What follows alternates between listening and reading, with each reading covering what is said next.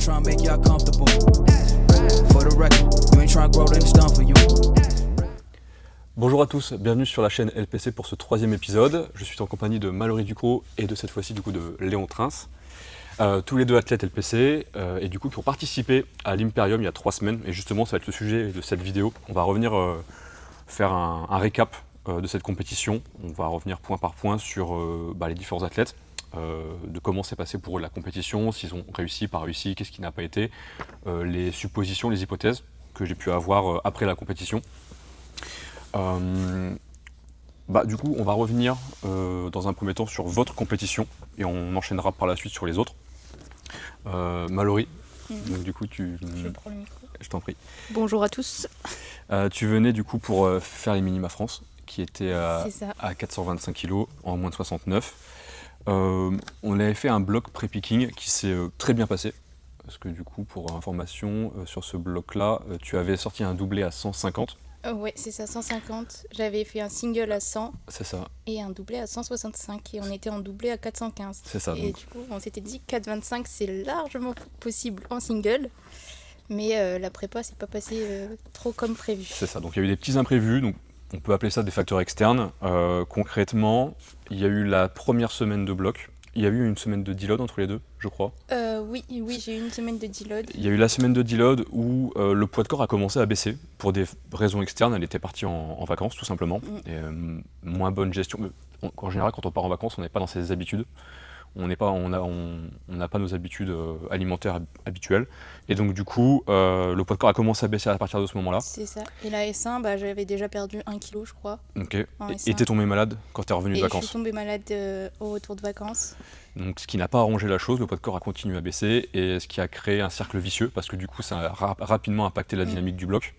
Ce qui a Oui. créé un peu un... En fait, j'avais des mauvaises sensations à l'entraînement, forcément, surtout au bench. Et du coup, indirectement, ça influence la confiance en soi.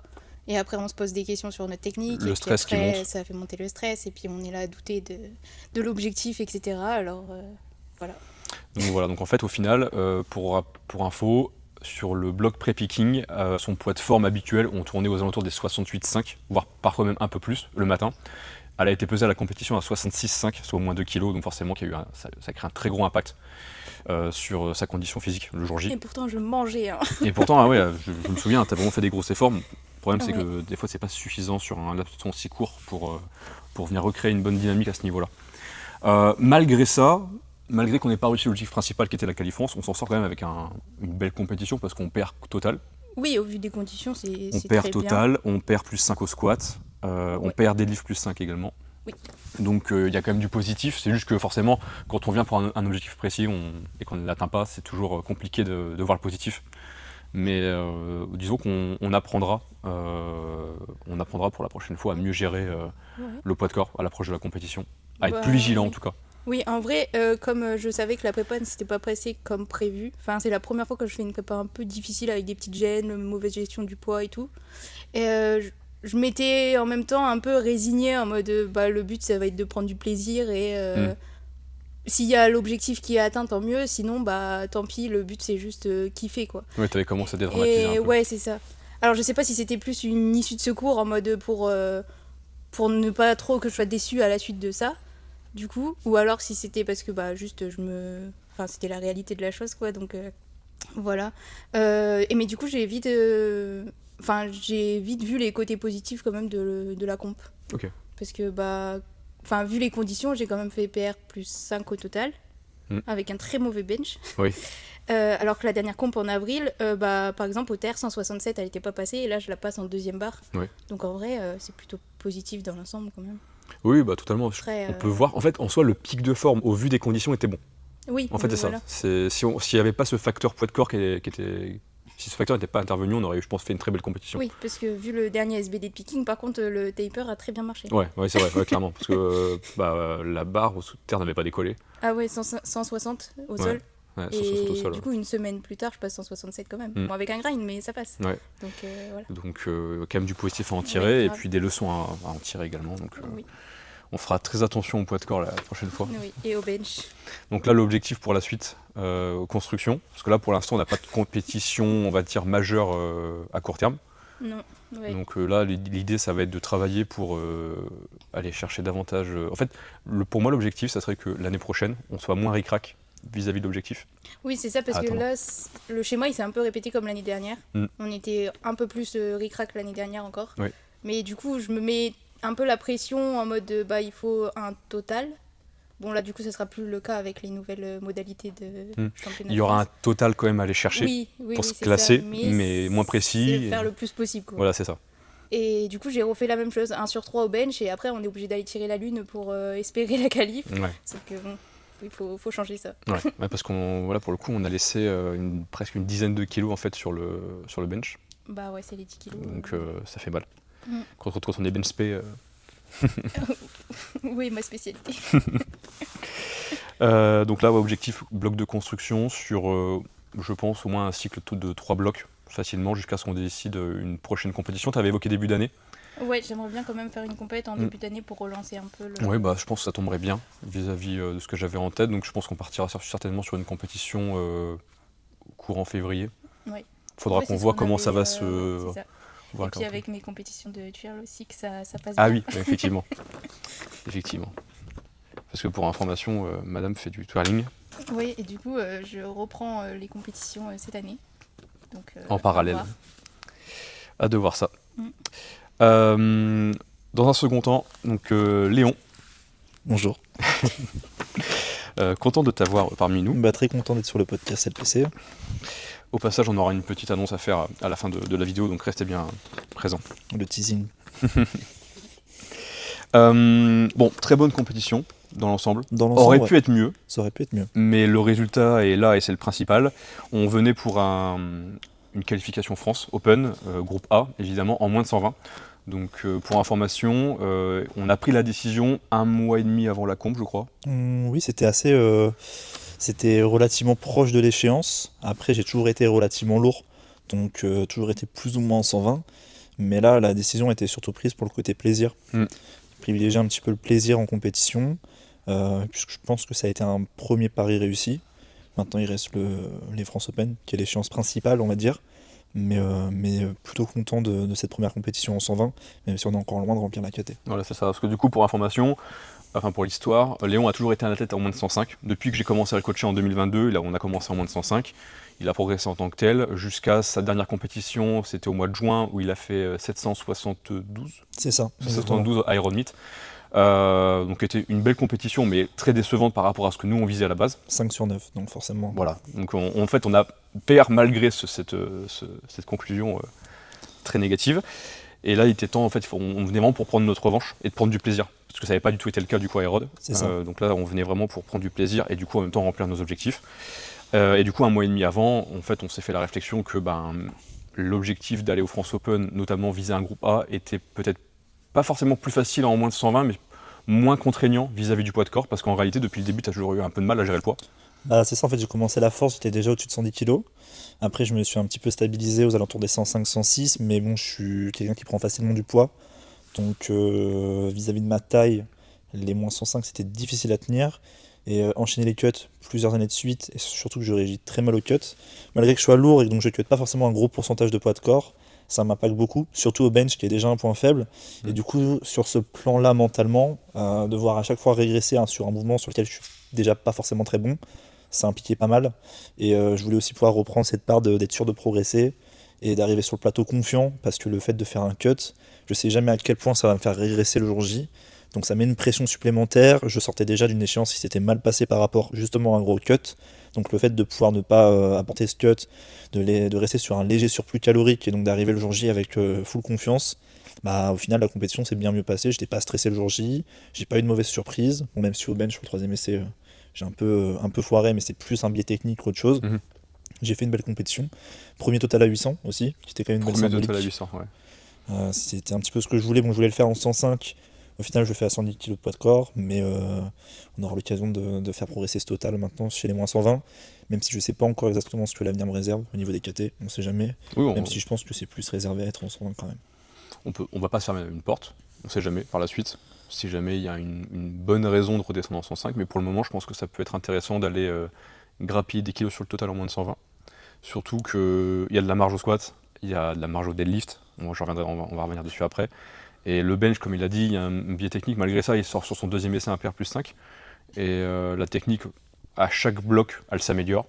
On part de loin, on part de très très loin, parce que pour rappel, France 2024, France Junior 2024, on restait sur 147,5. Oui. À cause du cut qui avait pas mal impacté du coup le bench encore une fois. Et là, C'est ça en fait, en 2024. Au final, j'ai pas forcément un gros bench à l'heure actuelle, mais sur ma progression bench, je suis parti de 120 kg. Donc au final, en termes de pourcentage, ça représente quand même pas mal sur le total. Ouais. Et maintenant, je pense que aussi, ça m'a permis un petit peu de reprendre la confiance.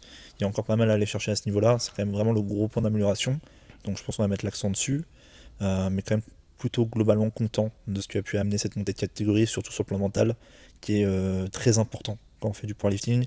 Allier le plan mental et le plan physique, c'est quelque chose d'extrêmement important. Et je pense que là, ça a été plutôt bien joué. et puis à un moment donné, ce qui importe, c'est de soulever le plus lourd possible, quoi. Donc même si la catégorie, on est plus ou moins compétitif, quand on fait 800 kg, c'est... Au final, j'ai gagné l'indice. Donc Voilà.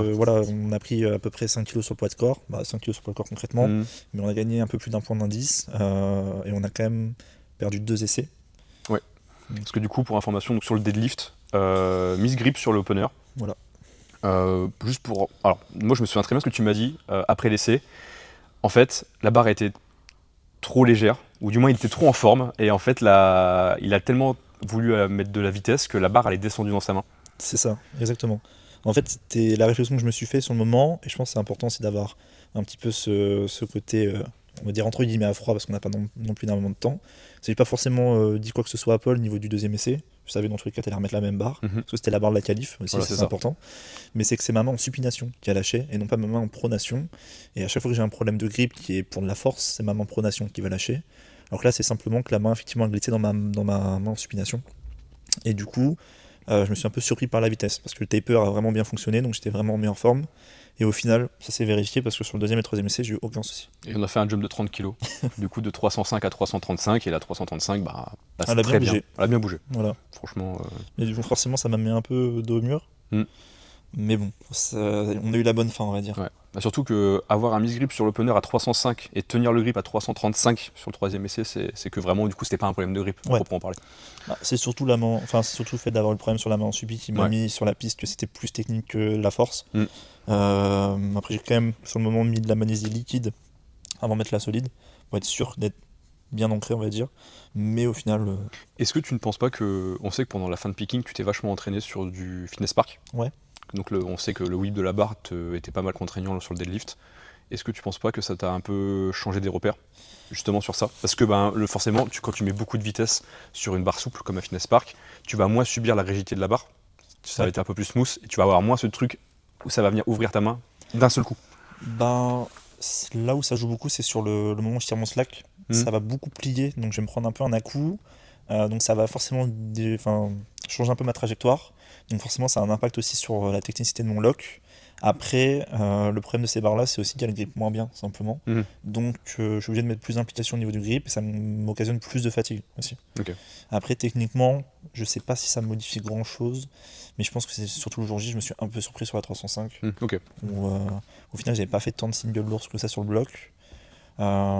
Et sur tous les singles lourds que j'ai fait sur le bloc, je savais que j'avais de la fatigue au niveau du grip, donc je savais que j'allais avoir du mal à le tenir. Mais le jour J, effectivement, la fatigue était bien résorbée, donc on n'a pas eu trop de problèmes à ce niveau-là. Ouais, parce que du coup, de mémoire, semaine juste avant la compétition, 325, c'est ça. Fin de picking, avec le grip qui tenait pas. Ouais. Faut être honnête, le grip il n'est pas du tout. Mais ça, on le savait parce qu'en fait, le mercredi, il a une très grosse séance de volume sur le deadlift, et on sait très bien que c'est un gros impact sur le grip, parce que du coup, il veut éviter d'utiliser les sangles pour ne pas détériorer sa technique, mais on sait que ça a un mauvais impact sur son grip. Mais sachant ça, on a plutôt bien géré le taper, et au final, le jour J, il n'y a pas eu de souci. Le grip, c'est comme n'importe quel groupe musculaire. Dans l'ensemble, vous allez avoir de la fatigue qui va s'accumuler, et avec l'expérience, vous allez apprendre à la gérer, savoir quel volume vous pouvez encaisser sur le secondaire pour que sur le primaire, vous soyez à l'aise au niveau du grip, et du coup, sur le taper, bien le répartir. À la base, on ne voulait pas du tout faire de terre sur le taper. Au final, on en a fait un très léger exprès pour vraiment qu'on grippe plus qu'autre chose puisse récupérer. Et au final, ça a bien servi. C'est ça, garder quand même un petit peu l'ancrage du pattern. On ne sait jamais, parce que des fois en une semaine, même si c'est pas le mouvement qui se désentraîne le plus, c'est toujours utile de répéter un peu sa gamme la semaine juste avant la compétition pour se mettre un peu en confiance. Là, en plus, je l'avais légèrement éloigné du jour J pour être sûr qu'il n'y ait pas de répercussions négatives sur le grip ou sur la forme. Et au final, ça s'est bien passé. Ça a eu 3 jours, et je pense que ça ne serait pas passé de la même manière si le pourcentage a été beaucoup plus. Si on avait gardé un pourcentage classique de taper sur le terre, je pense que mon grip aurait eu encore un petit peu de fatigue, et je ne sais pas si ce serait passé de la même façon. En tout cas. Ouais, je pense. En fait, on n'a pas besoin de faire un taper entre guillemets. Enfin, je pense qu'au contraire, justement, un taper agressif fonctionne bien sur toi, sur le deadlift. Oui. En fait, t'accumules tellement de volume pendant le bloc, en fait, on peut se permettre de vraiment lever le pied une semaine, 10 jours avant, ça marche bien. Oui, clairement. Ok. Mallory a été également du coup arbitre pendant la compétition. Est-ce que tu aurais des choses à évoquer en tant qu'arbitre sur la compétition en elle-même ? Sur la compétition, Ouais, soit vis-à-vis de l'arbitrage. au niveau de l'arbitrage, du coup, j'ai trouvé que c'était hyper fluide quand même. Après, j'ai eu mon arbitrage il n'y a pas si longtemps, donc c'est seulement le deuxième week-end que j'arbitre. Mais du coup, dans l'ensemble, ça s'est super bien passé. Les athlètes, ils étaient très propres au niveau des standards. Il n'y a pas eu trop de fautes. Enfin, voilà, on n'a pas eu à invalider. Ouais, voilà, on n'a pas eu à invalider des barres bêtement, à part une ou deux personnes qui ont oublié les ordres, mais ça arrive toujours en compétition. Par contre, ce que j'ai pu remarquer, c'est que les athlètes comme les coachs peuvent faire abstraction de standards, qu'on ne fait pas attention à certains standards, alors que le jour J, on peut invalider les barres à cause de ceci, en fait. T'as un exemple ? Ouais, j'en ai 2.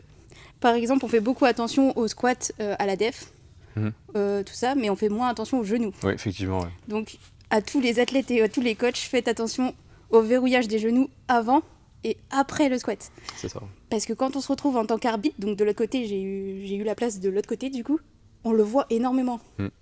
Donc, la première, on va signaler un rouge, tout ça. Mais après, en fait, le jury peut décider d'invalider la barre pour des genoux pas verrouillés. Ce qui est franchement dommage parce que c'est pas le truc le plus compliqué à corriger, mais en fait, c'est pas dur à corriger dans l'absolu, mais ça met du temps à corriger. Quand c'est une habitude qui est longuement ancrée, sans préoccuper juste le bloc avant la compétition, des fois c'est pas suffisant. C'est comme le verrouillage des coudes au bench. C'est bien d'en être conscient longtemps à l'avance et de prendre des bonnes habitudes tout de suite parce que c'est pas quelque chose qui est facile à faire, surtout avec un max au bout des bras. Et donc là, c'est la même chose pour le squat. Ouais, c'est ça. Donc, et autre exemple, au bench, les pieds à plat complètement sur le sol. Ouais, bon, ça, c'est parce que soit vous aurez pas l'ordre, soit ça se fait invalider. En fait. Ouais, je comprends. Ouais. Donc c'est compliqué parce que c'est pas les règles qu'on a l'habitude de voir comme. Cette règle ne sert à strictement rien. Oui, mais c'est dans le règlement. Donc relisez les petits tableaux dans le règlement avec les différentes couleurs de carton pour avoir vraiment tous les standards à respecter et n'en négligez pas en fait. Surtout en tant que coach. Oui, surtout en tant que coach et au coach de faire. Bien sûr. Faire à l'athlète pour revenir très rapidement sur cette règle, le problème c'est que cette règle a été mise en place pour différencier avec d'autres fédérations où vraiment les gens sont vraiment sur la pointe de pied pour bench. Donc il y a ce côté-là pour venir vraiment différencier les deux. Et le souci c'est que pendant très longtemps, les gens, donc les anciens qui benchaient étaient en chaussures d'haltéro, qui laissent beaucoup moins de place au doute, et aussi avaient une bien plus mauvaise technique. Très souvent, on va pas se le cacher, les anciens utilisent peu leur bas du corps sur leur développé couché. Et donc forcément, ils n'avaient pas ce problème de pied qui vient peut-être parfois rentrer vers l'intérieur, qui vient du coup supposer un décollement du pied, etc. Donc c'est quelque chose qui était qu'on voyait pas souvent à l'époque. Sauf que les arbitres qui arbitrent depuis du coup peut-être une vingtaine d'années, ils voient ce changement qui arrive parce que les techniques évoluent. Et le problème, c'est que ça a créé des discordes, parce que c'est dommage de pénaliser, je trouve, un athlète pour ce genre de critères, alors que ça n'a pas d'impact directement sur la performance. Non, je suis d'accord, mais par contre, on en a vu quelques-uns où c'était abusé. Ah, d'accord. Mais quand c'était minime, là, c'est vrai qu'on a discuté du coup avec les autres arbitres. C'est vrai que certaines chaussures aussi font en sorte que des fois, on a l'impression d'être posé et ça vient relever au niveau du talon. Par exemple, les Avencus. Et du coup, on a parlé, on a dit si c'est relevé minime, enfin, on n'invalide pas la barre pour ça, tu vois. Ok. Mais par contre, oui, être sur la pointe de pied ou quoi, c'était. En fait, on peut pas faire abstraction, quoi. Ouais. Ce que j'ai remarqué, c'est que très souvent, dès l'instant qu'on se met en tension du bas du corps, on a pour peu qu'on ait un pied qui n'est pas. Qui a des asymétries, comme tout le monde, on a tous des asymétries au niveau du pied, et en fait, on va venir très facilement se mettre en pronation du pied, et en fait, d'une vue extérieure, ça donne l'impression que le talon se décolle, alors qu'en réalité, si on regardait du côté intérieur, le pied est toujours en contact, normal. c'est juste une... En fait, du point de vue de l'arbitre, c'est pas du tout flatteur. C'est ça qui est dommage. Ah oui. Ouais, c'est J'en ça, sais quelque c'est chose que parce du que point de moi-même vue, j'ai ce problème-là en fait, je le sais ouais, très ouais. bien. Et pourtant mon pied est vraiment en contact avec Mm. le sol, mais c'est vrai que la chaussure donne cette impression que le Ouais. contact n'est pas suffisant. Ouais. Et au terre, accompagnez vos barres jusqu'au sol. Parce que Mm. ça fait trop mal au cœur de mettre rouge pour ça. Ouais, Voilà. ça, j'en ai vu quelques-uns effectivement qui soit reposaient la barre avant l'ordre ou juste lâcher la barre. Oui, à la fin, juste quelques millimètres et on s'apprête à mettre blanc et... Ah, Mm. non. Donc voilà. Ok. Bonne expérience sinon par Ouais, rapport à la franchement, compète. ouais. Ouais. Ouais, moi, je kiffe arbitrer. Bah du coup tu réarbitres demain. Oui, demain et au Saint Kermit. Ah oui c'est vrai, Voilà. excellent. Ça va être Compétition où LPC aura du coup 5 athlètes. Normalement, donc, enfin c'est pas normalement, ça aura 5 athlètes. Donc la semaine prochaine, les athlètes là vont faire leur bloc de fin de picking demain. Donc la plupart sont, je crois que tout le monde sera à la PCH demain pour justement faire leur fin de picking. Et après taper et compétition samedi prochain, dimanche prochain, ça va être sympathique. sympa. Yes. Je vais revenir sur les autres athlètes. Parce qu'on a bien, je vais être un peu plus rapide sur les autres, là on a pris le temps de développer vu que vous étiez là. Je vais commencer par Thomas Laroche, donc un athlète que je coach depuis 2023, donc 2 ans maintenant, que j'ai eu la chance de voir évoluer, qui a très bien progressé sur cette compétition. Donc ça faisait 1 an qu'on n'avait pas fait de compétition, c'était une volonté de sa part, de par son boulot qui est assez prenant et qui voulait prendre le temps de faire vraiment une bonne préparation. Et également, on a pris la décision de monter en catégorie. Donc il est passé de 74 à moins de 83, en sachant que là, il remplit à peine les 83 avec 80 kg à la pesée le jour J. Et on a signé une progression de 47 kg, 47,5 kg sur cette compétition-là, un 9 sur 9. Et une très très grosse progression au squat parce que son 3e essai, il a fini à peine RPE 7. Genre là, j'ai pas pu anticiper le pic de forme sur le squat, tellement il était important. Parce que son squat le plus lourd de la préparation, on est monté sur 247,5, qui a très bien bougé, mais qui ne laissait pas forcément présager un aussi gros pic de forme. Mais visiblement, toute l'accumulation qui a été faite sur les derniers blocs, parce qu'on a fait une très très grosse accumulation sur plusieurs mois, et là il a sorti une 255 qui était vraiment RPE 7. Donc, genre tout le monde, enfin tous ceux qui le connaissent, étaient un peu sur le cul entre guillemets, parce que franchement il y avait beaucoup de marge. Les 265 étaient certainement largement là, donc ça nous motive davantage pour la suite. PR également au bench, PR plus 10 au bench, PR plus 12 je crois, ou 15 sur le deadlift, donc globalement une très grosse progression, donc très très fier de cette progression, et hâte de la prochaine compétition avec cet athlète. Ça fait vraiment plaisir de suivre des athlètes comme ça sur une assez longue durée, et de voir une telle évolution. Je pense que toi tu vas petit à petit commencer à le voir, parce que tu as des athlètes que tu coaches depuis déjà un moment. Ouais, j'ai des athlètes que j'ai déjà depuis 1 an. Donc forcément, ça laisse quand même présager une belle progression. Ça s'observe que ce soit sur du spécifique, sur du single, du doublé, etc. Mais aussi sur la capacité à encaisser du volume, techniquement surtout aussi. Mm-hmm. Je pense que le côté technique est très intéressant et très plaisant de la part d'un coach à voir l'évolution. Puis même un petit peu sur... on prend vraiment un athlète qui est débutant, qui connaît rien en powerlifting, qui n'a pas forcément beaucoup d'autonomie ou des bonnes habitudes en tant que powerlifter.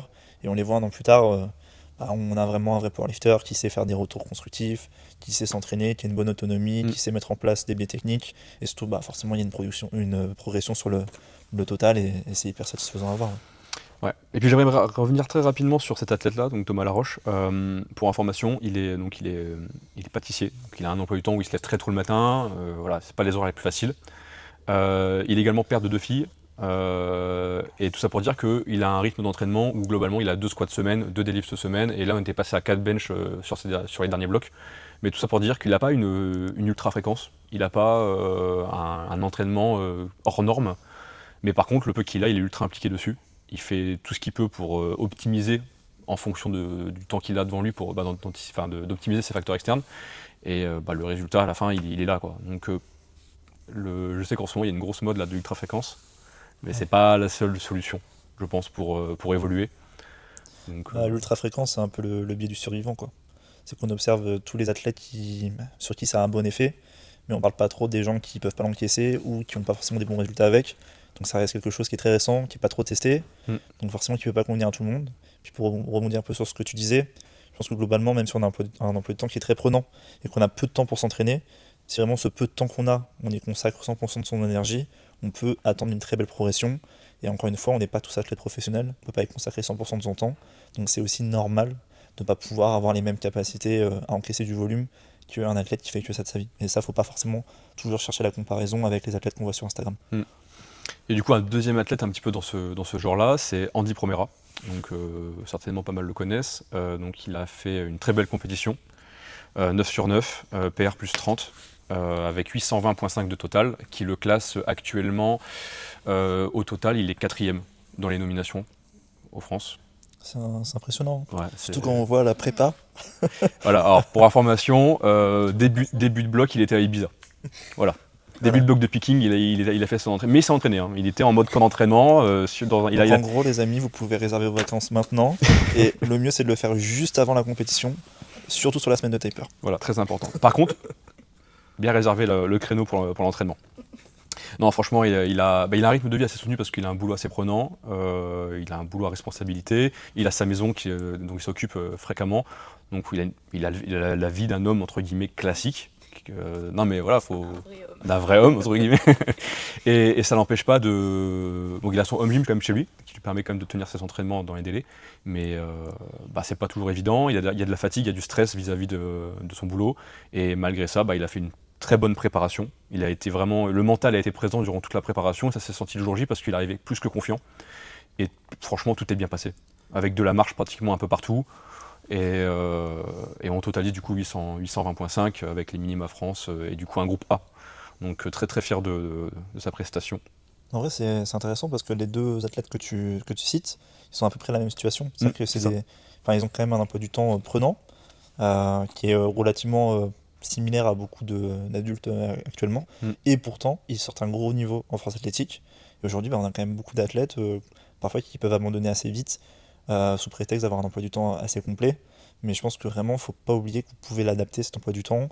En tout cas, adapter votre semaine de powerlifting. Vous n'êtes pas obligé de toujours maintenir le même rythme. Vous pouvez l'adapter par rapport au bloc, aux étapes de votre préparation, et toujours avoir une progression et surtout prendre une part de plaisir à l'entraînement. Et là, c'est des preuves que vous pouvez atteindre un très bon niveau, même si vous avez une vie qui est très prenante. Les deux sont viables en fait. Même toi, tu peux en parler parce que en fonction de là où tu vas travailler, parce que comme on l'avait évoqué la dernière fois, du coup, tu as encore des missions dans certains endroits. Ouais, c'est Du ça. coup, des fois, ça te force à décaler tes entraînements.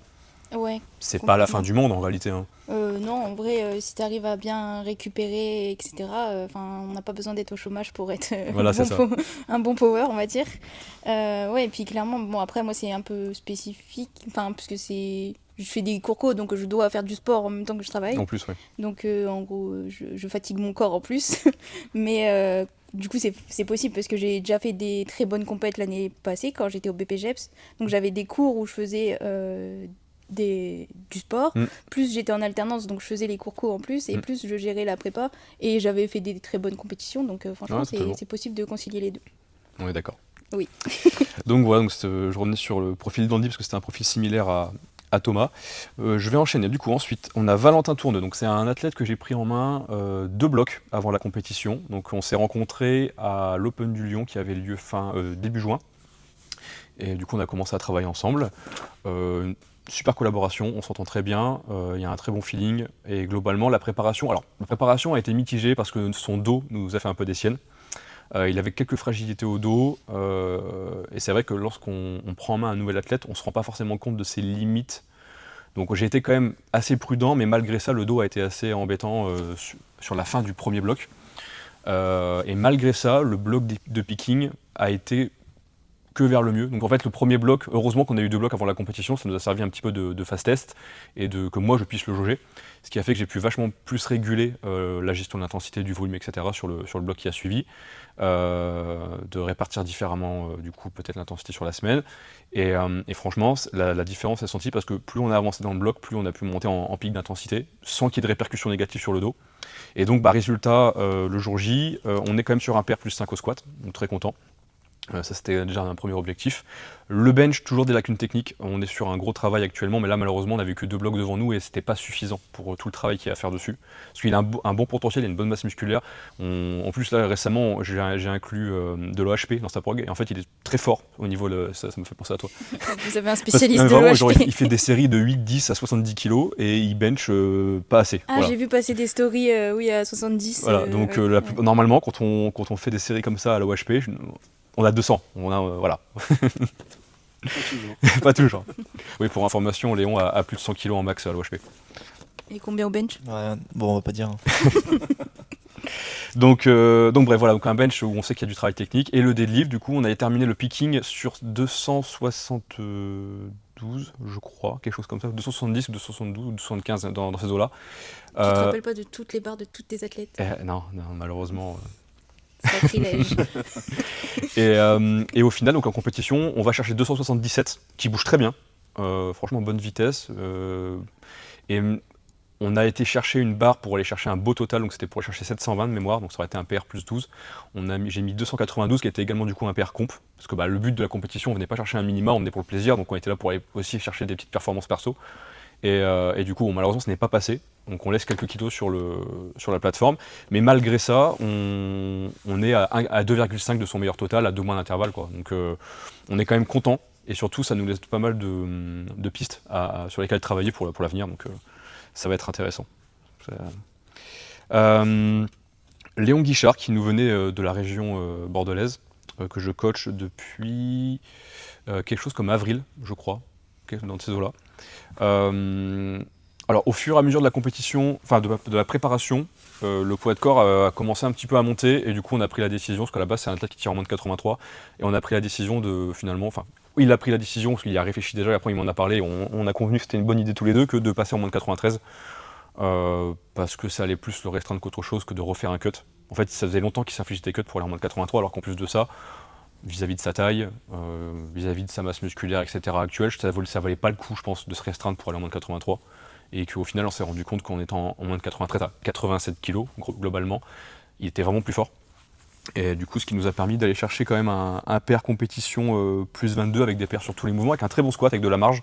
Le bench, ça faisait longtemps, très longtemps, plusieurs compétitions qui visaient à dépasser les 150, ou du moins à faire 150 au bench, et là ça a été chose faite, donc très content. Et le deadlift, on a switché de sumo à tradi aussi sur les 2 derniers blocs, et ça a été un pari plutôt gagnant parce que du coup il a PR comp à 275 kg, donc dans l'ensemble content de la compétition. En plus son premier 9 sur 9 en compétition, c'était un de ses souhaits également. Donc ouais, très fier de sa prestation aussi, et il en était lui aussi très content, donc hâte de la suite. Là on est parti sur une bonne phase de construction pour remplir cette catégorie, et puis prochaine compétition 93 full normalement. Athlète avec qui ça s'est beaucoup moins bien passé malheureusement, j'en parle actuellement, même si actuellement je m'occupe plus de lui. Il a pris la décision de se mettre en auto-coaching là, depuis après la compétition. Il a eu une mauvaise expérience malheureusement, donc c'est Corentin Lahoux, que je vous expliquais tout à l'heure. Donc en fait il a malheureusement bullé au squat. D'ailleurs pour l'histoire, c'est mon tout premier athlète qui bulle. Ah ouais ? C'était mon tout premier. Beau palmarès depuis le temps. Franchement ça m'a même pas fait mal d'un côté, mais enfin mal à moi, à mon ego, mais par contre pour lui c'était la première fois que je voyais un athlète qui était aussi démoralisé après du coup un lift, parce que faut savoir que la forme était là. On pouvait clairement suivre le plan de match et aller chercher du coup une qualif France Open, qui était l'objectif. On venait aussi pour la qualif. On venait pour la qualif France Open. Open. C'est compliqué C'est ça. De se reprendre derrière. C'est ça. En plus, préparation compliquée, pas mal de blocs avec des douleurs au dos, etc. Finalement, la fin de préparation se passait plutôt bien, entre guillemets. En tout cas, sur le squat et le bench, c'était pas trop mal. Et à chaque fois, c'est un athlète qui est beaucoup plus fort en compétition. Et là, pour moi, il était sur un bon pic de forme. Encore une fois, on a plutôt bien géré la fin de prépa. Et malheureusement, ces 3 essais ont été refusés. Il a déjà eu des soucis de standard ou pas du tout Oui, mais pas récemment. Ouais. Et surtout pas. En fait, les fois où il s'est fait reprendre, c'était vraiment obvious. Franchement, même moi, j'étais en mode oui, logique. Oui. Là, j'ai trouvé l'arbitrage. Bon, après ça, c'est mon point de vue en tant que coach, et je suis certainement biaisé, mais je l'ai trouvé particulièrement sévère envers lui. C'est comme ça. Parce que c'est vrai que quand on regarde les vidéos, même si c'est pas le point de vue des arbitres, etc., et ça, je l'entends totalement, c'est vrai que c'était dur à entendre que, par exemple, lui ait bullé, alors que peut-être d'autres athlètes auraient peut-être dû buller aussi dans ce cas-là, si on doit se référer aux critères. Bon, c'est comme ça. C'est pas. Ouais. Non, mais c'est tout. En vrai, c'est comme ça. Ce jour-là, sur ce plateau-là, les arbitres ont décidé que il n'avait pas la DEPS. C'est tout. On va pas revenir dessus. Mais des fois, il y a des choses qu'on contrôle pas et qui font qu'on peut pas avoir la performance espérée. C'est ça. Donc, juste accepter. Voilà, faut juste accepter, même si ça fait mal, parce que forcément après le déroulement de la compétition, quand on sait que la compétition est un peu à l'eau, on sait qu'on ne pourra pas faire de total, c'est compliqué de tenir le cap. Donc voilà, malheureusement, ça a été la plus grosse déception, je pense, de la compétition, parce que du coup, pour rappel, j'avais 20 athlètes sur la compétition. Donc forcément, sur 20 athlètes, je pouvais pas m'attendre à ce qu'il y ait eu 100% de réussite. Il y a une bonne majorité de réussite, mais il y a aussi forcément quelques échecs, et ça en fait partie malheureusement. On a Romain qui a sorti une masterclass. Ah ouais, vraiment. Romain, ça fait tellement plaisir de voir ça après plusieurs années comme ça. Ouais, là, Romain de Jésus que je coach depuis 2021 maintenant. Donc ça commence, c'est un de mes premiers athlètes. Et donc là on venait pour une qualification France Open qu'il a rempli amplement avec 680 du coup de total en moins de 74. Compétition parfaite, 9 sur 9. La préparation en plus c'était pas si facile que ça parce que le bloc juste avant le picking, des petites complications perso qui a fait que ça a vachement joué sur son état de forme et la fin de bloc avait pas été terrible.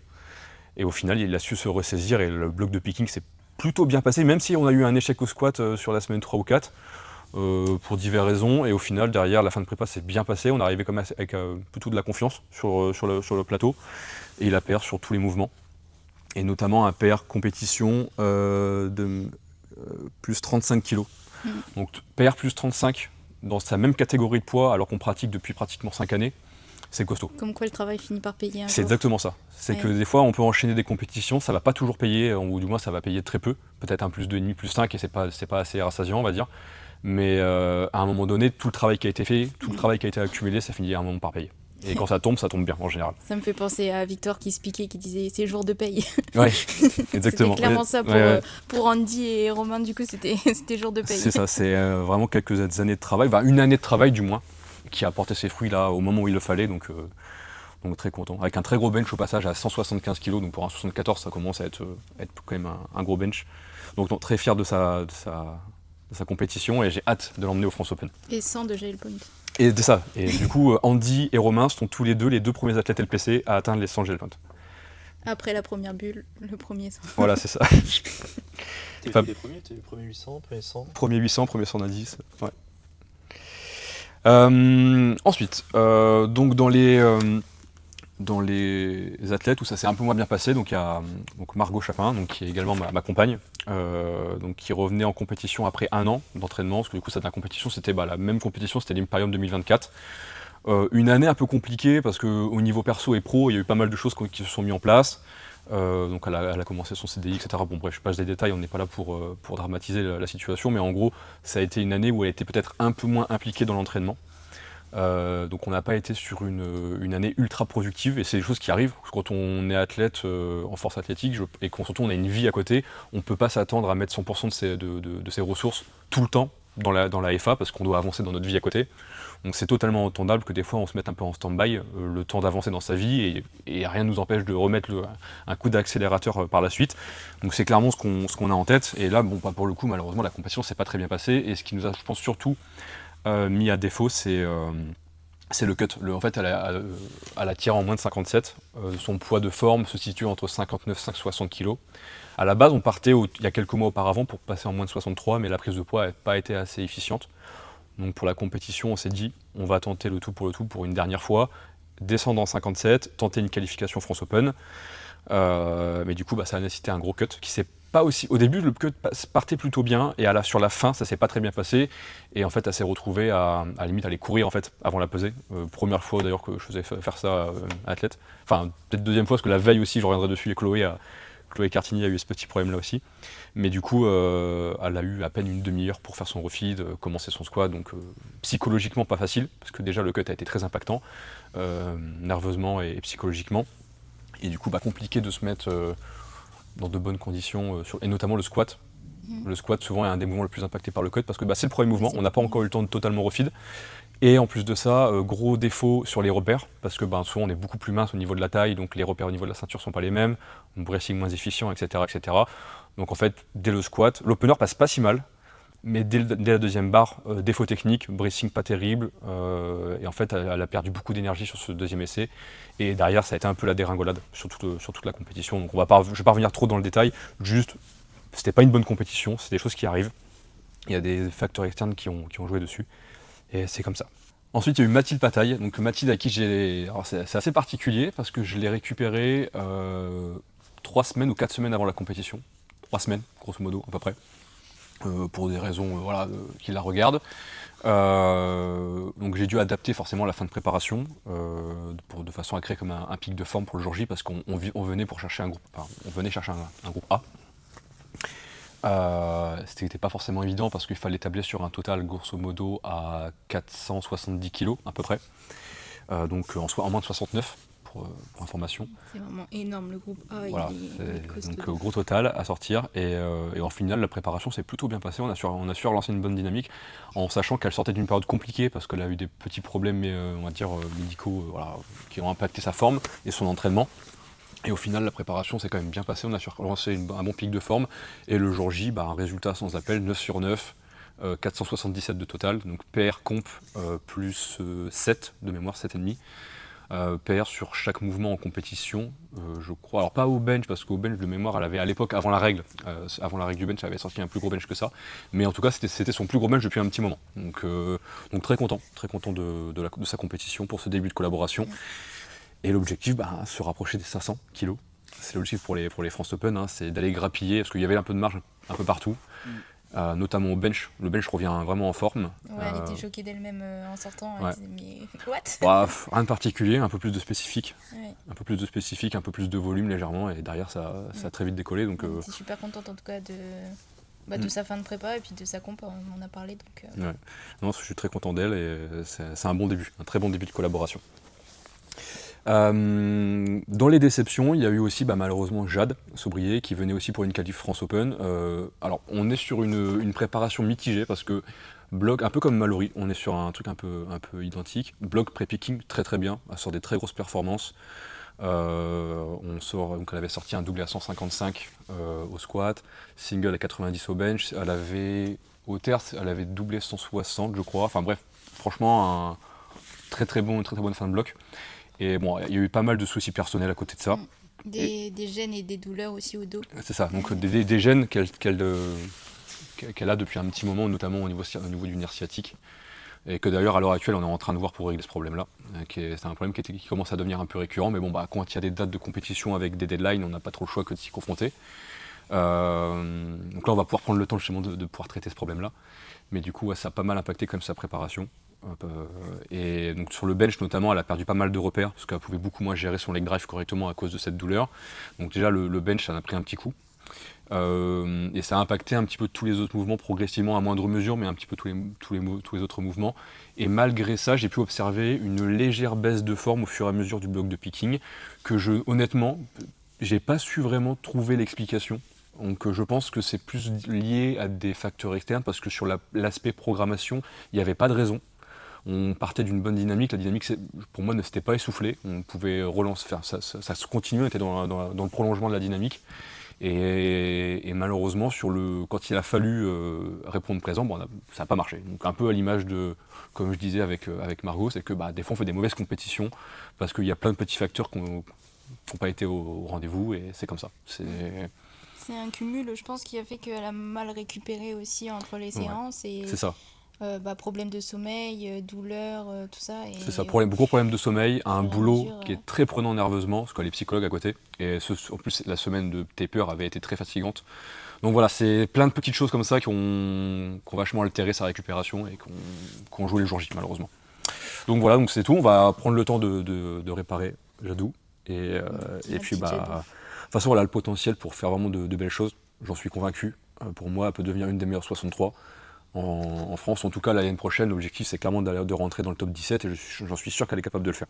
T'as entendu? Donc il n'y a plus qu'à travailler et tout aligner. Hugo Afchin, un délice spécialiste, un collègue à toi. Donc on venait pour chercher une qualification France Open, donc c'est un junior qui a participé au France Junior, la plupart d'entre vous le connaissent certainement. Il est assez actif sur les réseaux, donc il a participé au France Junior, il avait sorti 7,40, là on venait chercher du coup 7,45 pour la qualif France Open. Mission accomplie, on a les minima. Alors, une préparation un peu en dents de scie parce qu'il a eu la bonne et la mauvaise idée de partir en vacances une semaine avant le picking. Ça marche pas toujours. Ouais, c'est parce qu'il n'était pas à Ibiza et il n'y avait pas de camp d'entraînement. Voilà, il n'y a pas eu de camp d'entraînement, exactement. Ça marche pas toujours malheureusement. Et du coup, petite perte de dynamique, on a mis du temps à relancer le bloc. On a mis du temps à lancer le bloc en fait. Heureusement, ça s'est quand même bien passé parce que le squat à l'arrivée était clairement présent parce qu'on perd plus 5 sur le squat avec un squat à 285 kg, donc très satisfait de ça. Le bench, malheureusement, justement, avant de partir en vacances, il s'était blessé à l'épaule. Plus le désentraînement, parce qu'il y a eu pas loin de 2 semaines de désentraînement. Le squat, le bench a été très compliqué à lancer et on a quand même réussi à créer un petit pic de forme malgré les conditions. On sort 145 en second essai et on était même plutôt surpris de la 145, ce qui nous a laissé entrevoir une 150 qu'on n'avait pas prévu à la base. À la base, on voulait faire le plan de base habituel, 137, 142, 147, comme on fait depuis les premières compétitions, pour la blague. Mais c'est vrai, malheureusement. Mais du coup, on s'est laissé avoir par l'appât du gain et on a mis 150 et malheureusement, ça n'est pas passé. Donc on est resté sur 145 au bench, une petite déception. Et du coup, il nous fallait 315 au deadlift pour chercher la qualification France. Donc opener à 300 kg, je crois, ou à 295, je me rappelle plus qu'on avait. 300, il me semble. 300, ouais, je crois qu'on a fait 300 en opener, qui bouge très bien. On va pour mettre 315 du coup en deuxième essai. Et petit problème qui n'est pas la première fois. En fait, on en a discuté après coup. On s'est rendu compte que son setup lui parfois créait des manques de régularité sur son slack. En fait, des fois il gère mal sa mise en tension et sa mise en tension est parfois un peu aléatoire. Et notamment sur des charges très lourdes, quand il commence à avoir un peu d'appréhension, un peu de stress, du coup il va moins bien timer son hinge. Et là malheureusement c'est un peu ce qui s'est passé. Donc la barre est restée clouée au sol. Voilà, donc là forcément grosse perte de confiance. Je l'ai pris entre quatre yeux en salle de chauffe. Et je lui ai dit les choses qu'il fallait, et au final, la 315 d'ailleurs passe un peu 7,5-7. Voilà, donc il y avait clairement de la marge, il y a de la place pour largement 325, sauf qu'il n'aime pas faire 3 sur 3 au deadlift, donc en fait, chaque fois on est un peu embêté. donc non, blague à part, là on sait sur quoi se focaliser sur la préparation pour les France Open. L'idée c'est vraiment d'aller montrer ce qu'il vaut vraiment, en fait, parce qu'il vaut largement plus que ça sur le deadlift. Il est rodé techniquement, il a une très belle technique, juste quelquefois sa technique justement, notamment sur cet aspect-là du slack, laisser un peu trop de place au hasard, et là il faut qu'on règle ce petit problème-là pour qu'il n'y ait pas de doute pour les France Open. Aller chercher au moins les 6 plaques. Donc voilà pour Hugo, mais très content parce que malgré tout ça reste un junior qui accède au France Open, donc c'est toujours très plaisant. Une grosse marge de progression aussi, quoi. En plus, il y a une grosse marge de progression, il remplit pas pleinement encore la catégorie, il y a encore 2-3 kilos de marge, donc non, franchement, puis il est jeune, malgré tout, il va avoir 24 ans là vers la fin d'année. Après, il lui faudrait un bon off-saison pour poncer un peu le renfort, et ça lui ça. débloquerait un petit peu de bench. Tu sais, en réalité, oui, je pense qu'il c'est un des facteurs à exploiter, mais il y a aussi une grosse part de technique. Ouais. Ouais, je pense. Là en ce moment justement il s'essaye au sync, donc là gros revirement de travail. Alors ça bougeait plutôt bien, après on va pas parler trop tôt, on verra sur le... Il se sent à l'aise, déjà ce qui est super important c'est qu'il a un bon feeling, il se sent à l'aise, il arrive à se sentir assez fort, même s'il y a encore du coup les standards à régler, la technique qui est encore assez aléatoire, forcément le sync est beaucoup plus compliqué à appréhender qu'un soft. C'est vraiment, déjà c'est compliqué de gérer un sync quand le soft n'est pas parfait. Et donc forcément ça nécessite pas mal de travail, de répétition, etc. Donc on en parle tout le temps. C'est que même en sync, en fait, il faut stabiliser la barre, donc ça rend la chose un peu plus compliquée. Du coup, faut que les arbitres soient aptes à donner le press. Et sur un sync, en général à l'entraînement, on a un peu ce biais de relancer alors qu'il n'y a pas de stabilisation, et on est un peu surpris en compétition. C'est ça, oui. Et puis beaucoup de gens appréhendent très mal le sync. Les gens ont trop cette idée de vouloir laisser la barre tomber. L'enfoncement de la barre est souvent très mal géré, alors qu'en fait, beaucoup de gens oublient la notion de mise en tension. Même si c'est pas perceptible, entre guillemets, lorsque la personne sync, il y a toujours cette notion de mise en tension. La barre est jamais sans zéro tension en bas du mouvement. Ça, à part dans certains cas, je dis pas que c'est une majorité, mais là, dans la majorité des cas, il y a toujours cette notion de mise en tension qui doit être respectée. Et c'est ça qui est compliqué de venir chercher un enfoncement, comme je le dis souvent, une absorption de la barre, tout en conservant de la tension, parce que c'est un peu contre-intuitif. Mais c'est sur ça qu'on travaille en ce moment et on a hâte de voir les résultats. Pour parler de bench, on va parler de notre bench SP, Samy Chabani, qui venait également pour une qualification groupe A au France Open, donc en moins de 105. Bon, malheureusement, c'est pas logique, ça n'a pas été rempli, parce qu'il a totalisé 796 kg, qui n'est pas suffisant pour se classer dans le groupe A des moins de 105. On n'est pas à grand chose, hein, il nous manque peut-être une dizaine de kilos, enfin 10-15 kilos on va dire, mais malheureusement ça ne sera pas suffisant pour cette année. Toutefois, il sort une très belle compétition parce qu'on est sur un PR plus 16 en compétition et surtout un PR plus 12 sur le deadlift. Et là ça va être assez intéressant parce qu'en fait de base il tire en hook. Ça fait maintenant pas loin de 2 ans qu'il tire en hook. Ça a été une solution qui a été très intéressante à l'époque parce que ça lui a permis de comprendre pas mal de choses sur le deadlift. La mise en tension des dorsaux, la gestion du slack, le timing des hanches, etc., qui était beaucoup moins intuitif quand il était en mixte. Et en fait, il s'est retrouvé que, pour ceux qui le savent, pour les pratiquants qui font du hook, souvent vous êtes amené à vous limer la partie supérieure de l'ongle, du pouce. Et en fait, il avait 3 deadlifts semaine et il se retrouvait souvent à le faire régulièrement, au point où son pouce s'est tellement fragilisé et affiné qu'en fait, le jour de la compétition, son ongle a cassé au milieu de son pouce, ce qui a rendu la pratique... Ouais. Moi, j'avais même pas la Ouais, en fait, c'est ça, sur son last warm-up, son ongle a pété, en fait. Enfin, il y a une grosse fissure qui s'est faite à 100, etc. Donc, en fait, hook impraticable. Donc là, une seule solution envisageable, le mixte, alors qu'il n'avait pas tiré en mixte depuis... je crois qu'on avait essayé après les France 2024. Voilà. Ça fait un moment. Ça fait un moment. Mais ça a payé. Hein. Et au final, ça a totalement payé. Il fait voler 2,90 je crois en opener. Derrière, on envoie 305 qui bouge super bien. Et on a mis 317 en troisième essai qui s'est très bien passé. Donc, franchement, c'était impressionnant. Voilà. Donc, un pari gagnant. Honnêtement, j'étais pas optimiste. Quand j'ai su que c'était pété l'ongle et qu'il devait passer en mix, ça sent pas bon. Et au final, super surpris, agréablement surpris du résultat. Donc non, franchement, très content de son soulevé de terre, qui du coup lui apporte pas mal de kilos en plus sur le total. Non, franchement, ça annonce de belles choses pour l'avenir, parce qu'il perdait quand même pas mal de kilos à cause de son soulevé de terre, parce qu'en termes de force pure, il vaut beaucoup plus. Oui, mais il était souvent embêté avec son hook, de toute façon, c'était assez incertain. Son hook, le grip de manière générale était assez embêtant, et là en mixte, on a pu voir que c'était, en plus sans l'avoir pratiqué, ça a été un pari gagnant, donc je me dis avec de la pratique intelligente, parce que du coup on en a parlé, on va garder comme une grosse exposition en double pronation, avec l'utilisation des sangles, parce que visiblement ça porte pas préjudice. Parce qu'il n'a pas eu besoin de pratiquer tant que ça le mix, la preuve, pour être capable de tenir 317 kg, donc pas d'intérêt de le forcer à faire du mix tout le temps, parce que sinon ça va plus lui abîmer les mains qu'autre chose, parce qu'il a quand même un gros volume sur sa séance secondaire. Donc on a pris cette décision-là comme de continuer à travailler ensemble, et là l'objectif c'est d'aller rattraper les kilos qu'on n'a pas eu sur cette dernière compétition, et même sur les compétitions précédentes, d'aller grappiller ce qui nous manque là sur le deadlift, parce qu'il y a du potentiel sur le deadlift à aller chercher. Donc hâte de voir ça, mais quand même très fier de sa compétition. Ça reste un junior pareil qui se qualifie chez les moins de 105 Open avec un total pratiquement à 800 kg, et donc c'est prometteur.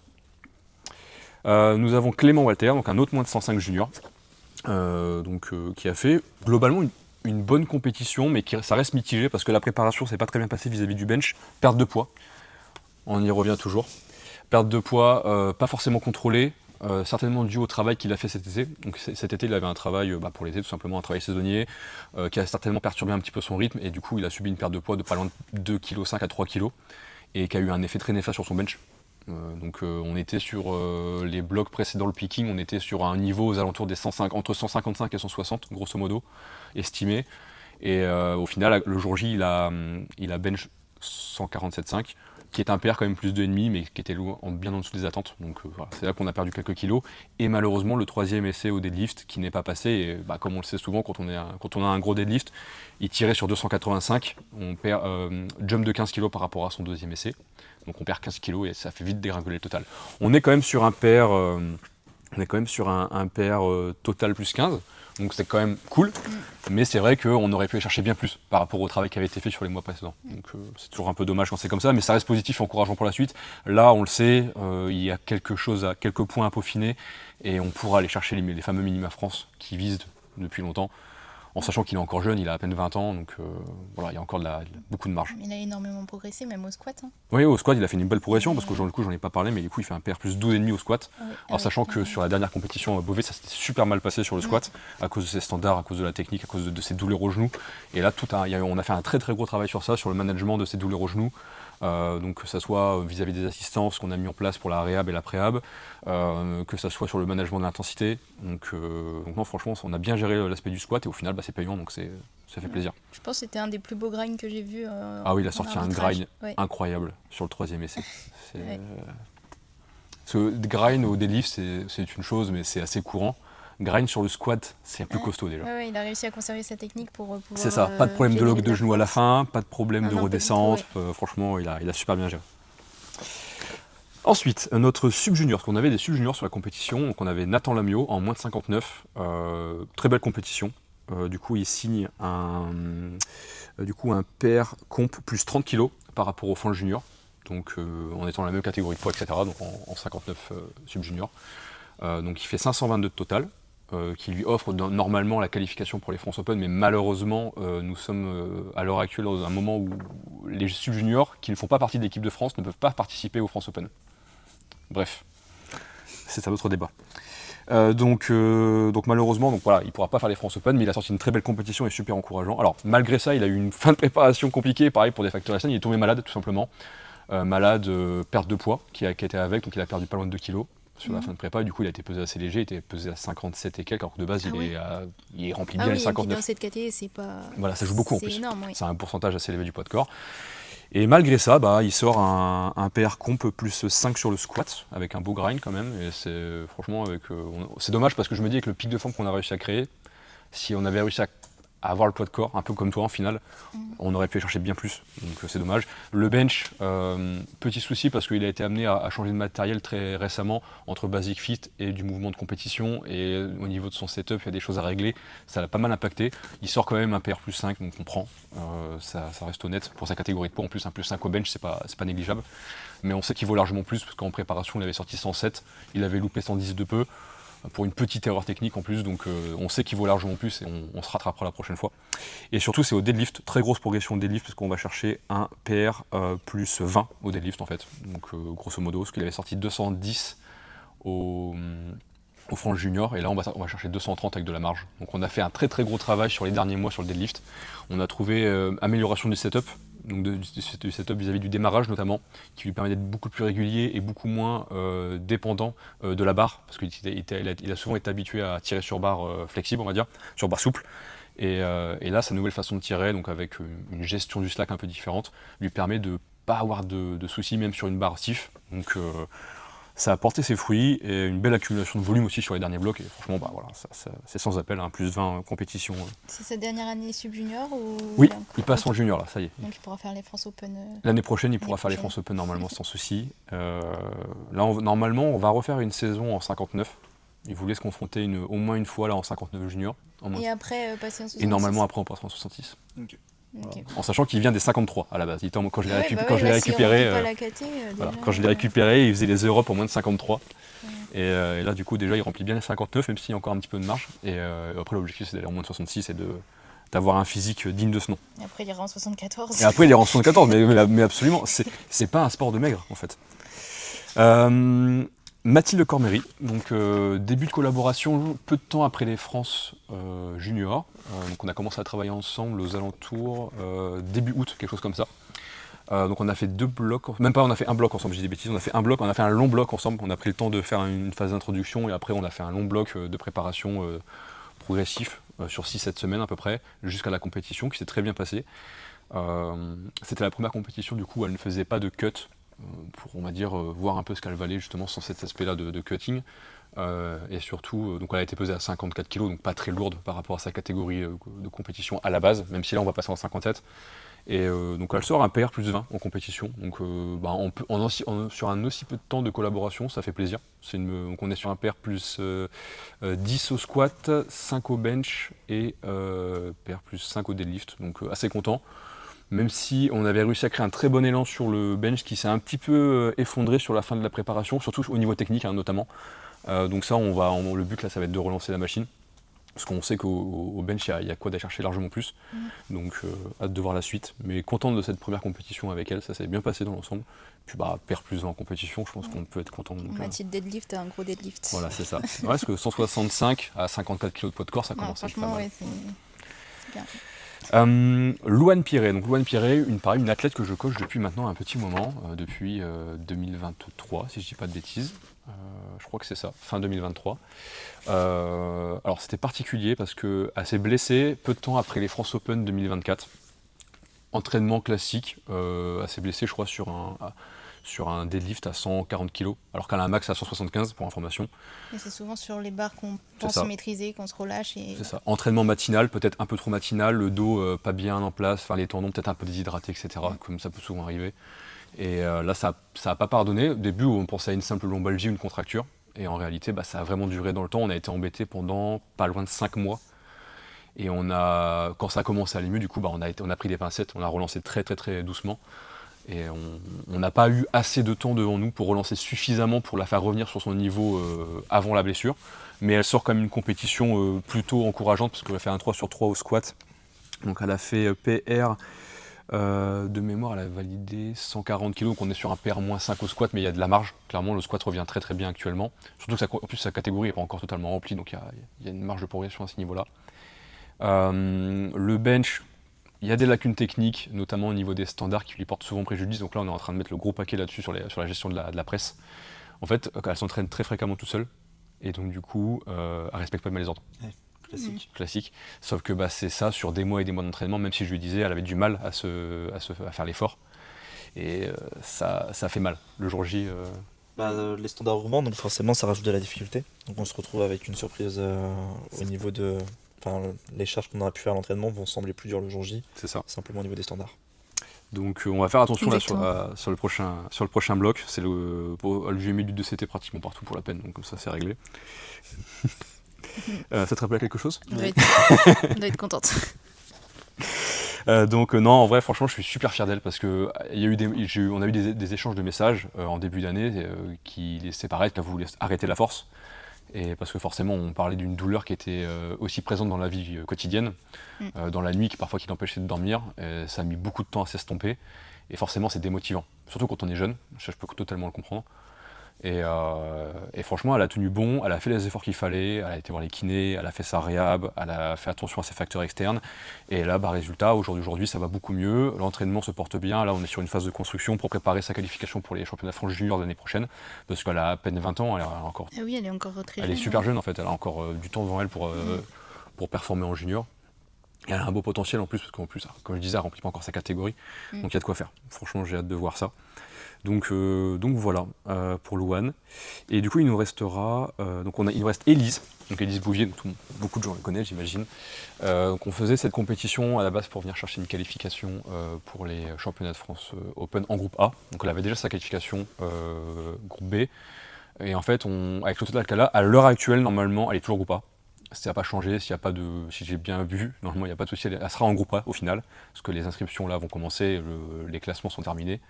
Okay. Donc ça c'est plutôt cool, parce qu'il n'y a pas eu de mauvaises répercussions à cette compétition là. Mais la compétition s'est pas bien passée. L'état de forme n'était pas bon, mauvaise gestion du poids. Alors quand je dis mauvaise gestion du poids, c'est que pour des raisons perso, elle avait un traitement qui a fait que la gestion du poids est devenue compliquée, la récupération a été énormément impactée. Et malheureusement, elle s'est retrouvée à devoir faire un assez gros déficit calorique parce qu'elle ne se sentait pas de faire un protocole de cut classique. Elle n'en avait pas assez confiance dedans pour le faire le jour J, etc., pour minimiser, on va dire, les impacts. Et du coup, elle a fait un gros déficit calorique sur les 2-3 dernières semaines avant la compétition et ça n'a pas eu un bon effet le jour J. Donc du coup, forcément, manque de repères au niveau du squat, au niveau du pressing. Forcément, ça a un gros impact le jour J. Surtout que c'est une personne qui est assez stressée. Moi, ce que je lui reproche souvent, en fait, c'est parce que c'est une personne qui est très intelligente, genre premier degré. Et en fait, elle a du mal à poser son cerveau. Elle surréfléchit énormément et du coup, au moindre changement de situation, notamment quand c'est négatif, ça surréfléchit. Et en fait, c'est contre-productif dans notre sport, de surréfléchir. On n'est pas là pour réfléchir, surtout quand on est sous une barre, et ça lui porte très souvent préjudice. Et ça, c'est un problème qu'on a depuis longtemps, qui s'est amélioré, qui s'est un peu amélioré avec le temps, mais qui est toujours un peu problématique, surtout dans des périodes où c'est un peu compliqué.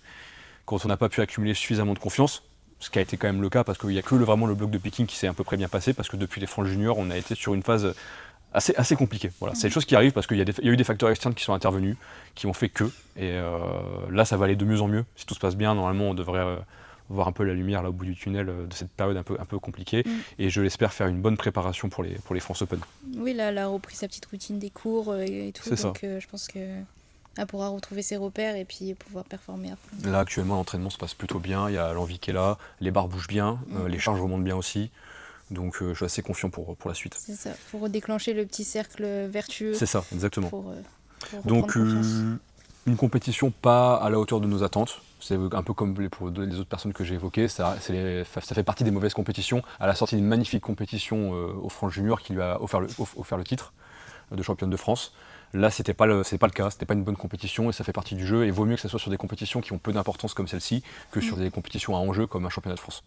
le plus important en réalité dans sa catégorie, dans son cas de figure à elle, c'est qu'elle soit au rendez-vous l'année prochaine, en 2026, Oui, au, voilà. au championnat de France junior. C'est comme ce qu'on parlait dans le dernier podcast par rapport à la gestion de l'échec. Voilà, c'est ça. Donc il y a des moments où l'échec sera plus impactant que d'autres. Et là, finalement, en plus, si elle obtient quand même le groupe A, il n'y a pas de raison de s'inquiéter d'en faire un drame, quoi. C'est ça. Donc, parce que c'est sa première année de junior, et pour sa première année de junior, là, elle va faire partie du groupe élite des moins 69, donc c'est énorme. En termes de performance pure, j'ai hâte de voir ça. Et pour terminer, du coup, notre petit récap, on a Marie Vauté, donc une athlète sub-junior, donc deuxième sub-junior de LPC. Et de toute façon, on n'a que 2 sub-juniors chez LPC, c'est du coup Marie et Nathan à l'heure actuelle. Une compétition qui s'est pas forcément bien passée. Donc c'est une athlète que j'ai récupérée après les France Junior, qui a un potentiel monstrueux. C'est une force de la nature, je pense qu'on peut appeler ça comme ça. Ça a été une personne, c'est une belle rencontre. Et ça promet de grandes choses. Toutefois, la compétition s'est pas bien passée pour plein de raisons différentes. Il y a un aspect technique, on sait qu'il y a c'est une jeune athlète, donc forcément en termes de maturité sur l'aspect technique, il y a du boulot, un peu sur les standards. On a perdu beaucoup de kilos soulevé terre à cause des standards sur le verrouillage des épaules, malheureusement. Donc il va falloir qu'on fasse attention à ça. On avait déjà eu une petite remarque aux France Junior, mais que j'avais trouvé pour ma part un peu abusive, mais bon, là, fort de constater qu'il va falloir qu'on soit plus attentif à ça. Le bench, c'est dommage parce qu'elle fait un très beau deuxième essai, elle égale son PR comp à 88 kg, qui est un record de France au passage. Et malheureusement, elle n'a pas réussi à répéter sa même technique du coup sur le troisième essai, donc on n'a pas pu aller rajouter du poids sur ce troisième essai. Et le squat, la préparation s'était bien passée, mais le jour J, petite perte. Donc le poids n'était pas très bien géré, manque de matériel elle n'a pas pu bien gérer son poids parce qu'elle n'avait pas de balance tout simplement. Et elle était en déplacement parce qu'elle n'était pas de la région. Et elle s'est retrouvée quand même vachement plus légère par rapport à d'habitude parce qu'elle a un poids de forme aux alentours des 64 kg à peu près. Et là, elle s'est retrouvée à 62 kg, chose qui n'était pas forcément le plus optimal. Et donc, comme à chaque fois, les pertes de poids, même si ça ne joue pas à proprement parler sur la forme, ça joue sur les repères. Notamment au niveau de la ceinture du breasting, etc. Et ça apporte un peu préjudice sur son troisième essai. Donc, Paul, je propose que tu envoies une tanita à tous tes athlètes pour gérer au mieux le poids. Ah ouais, non mais il va falloir que je prenne ça. En vrai, il va falloir que je sois plus attentif sur ce genre de détails à l'approche des compétitions, sur les athlètes. En vrai, là, il y a beaucoup de mauvaise gestion de poids finalement dans le récap. C'est ça. Pourtant, en fait, les gens, je pense, se soucient pas assez du poids parce qu'ils se disent c'est bon, j'ai le temps de le gérer. Et en fait, arrivé au dernier moment, il est un peu trop tard. Donc il y a des petites choses peut-être à mettre en place à ce niveau-là. Donc, En fait, plus on prend le dernier moment pour régler son poids de corps, plus ça aura d'impact négatif. C'est ça, sauf dans le cas d'un cut éventuellement, parce que du coup c'était l'intérêt justement. Si on parle de déficit ou de surplus calorique, si on fait un cut, évidemment le protocole il va se faire sur une semaine en général. Mais si on veut faire un déficit ou un surplus calorique pour augmenter ou descendre son poids de corps, plus vous allez le faire à l'avance, plus vous allez pouvoir être moins drastique et moins ça va avoir d'impact. Donc si c'est un déficit qui est de 100 à 200 calories, ça n'aura presque aucun impact sur un mois. Vous n'allez pas sentir la différence. Alors si vous y prenez 2 semaines à l'avance et que vous faites 800-900 calories de déficit, vous pouvez être sûr que le jour J vous allez être moins fort. Ça c'est sûr. Parce que vous vous retrouvez en phase de picking, là où vous avez besoin d'une bonne récupération, votre récupération n'est pas au top à cause du déficit calorique, c'est un énorme impact. Et c'est ça, sans compter les changements de repères, parce que vous perdez au niveau du tour de taille, globalement en fait, vous n'avez plus le même corps en fait, arrivé à la fin. C'est ça. En fait, globalement, pour être fort en compétition, il faut que vous soyez le plus proche de vos habitudes à l'entraînement, et ça fait aussi partie des habitudes alimentaires. De toute façon, on le voit très bien, même quand on regarde les athlètes de haut niveau, quand il y en a certains qui font des contre-performances, parce qu'en fait on juge que ce sont des contre-performances parce qu'à l'entraînement ils font plus par exemple, très souvent ça va être lié au cut, parce que y a une baisse de forme générale, mais il y a surtout une perte de repères. Quand la personne va cutter 4-5 kilos par moment, forcément on arrive le jour J, même si on gère à peu près correctement le refeed, on ne peut pas refeed totalement le poids de corps, et il y a forcément des pertes de performance vis-à-vis des pertes de repères, etc. De toute façon, en powerlifting, on ne fait pas du bodybuilding, mais pour autant, l'alimentation, c'est très important. Et ça doit être une priorité aussi, je pense, de savoir un peu orienter sa diète. Pas forcément d'avoir le compte précis de ses calories, mais au moins de pouvoir suivre un petit peu ses macronutriments, garder des habitudes alimentaires saines, et savoir garder un environnement relativement propre à ce niveau-là. Parce que ça définit vraiment si vous allez avoir une bonne semaine d'entraînement ou non. Ouais, exact. Exact. Et du coup, je m'étais trompé, il nous restait une personne que j'ai sautée sans faire exprès, c'est Chloé Cartini. J'allais oublier notre petite Chloé. Moins de 47 junior, donc qui a tiré en moins de 52 aux France junior cette année, qui s'est classé 7ème, qui était à la base dans le groupe B d'ailleurs et qui a réussi à rentrer dans le groupe A à la fin de la compétition, qui s'est classé dans les 8 meilleurs. Donc c'était une belle performance déjà lors des France junior. Et donc là, le challenge qu'on s'est donné, parce qu'on en a parlé tous les deux, en fait aux France junior, elle a été pesée à 48 kg et quelques. Quelque chose comme ça. Elle n'arrive pas à prendre du poids, elle a beaucoup de mal à prendre du poids. Pourtant, moi, j'étais dans l'optique de la faire passer vraiment en 52 full, voire même par la suite en 57. Parce que pour moi, elle a le physique pour. Malheureusement, elle a du mal à prendre du poids. Elle est très musculaire. Je pense qu'elle a quand même une bonne dépense calorique, malgré tout. Et elle a un peu aussi accro à la musculation, donc elle a du mal à lever le pied sur les assistances, malgré que je lui demande parfois de lever un peu le pied. Et donc du coup on a décidé de tenter le coup. Pourquoi ? Parce que elle pouvait se classer dans les meilleurs en fait, en moins de 47 en France, Open. À l'heure actuelle, donc la compétition s'est très bien passée. Le cut, un peu compliqué, je reviendrai dessus juste après, mais du coup à l'heure actuelle elle est nominée 4ème parmi les Open. C'est propre hein, pour descendre de KT, bon descendant. C'est une petite descente de catégorie. Mais c'est propre. Mais du coup, c'est une descente de KT qui est totalement expliquée. Ouais, voilà, c'est assez justifié. Même si elle est jeune, même si, etc. On sait que c'est momentané parce que potentiellement l'année prochaine on passera peut-être vraiment en 52 bien. Mais là, il y avait une opportunité à saisir.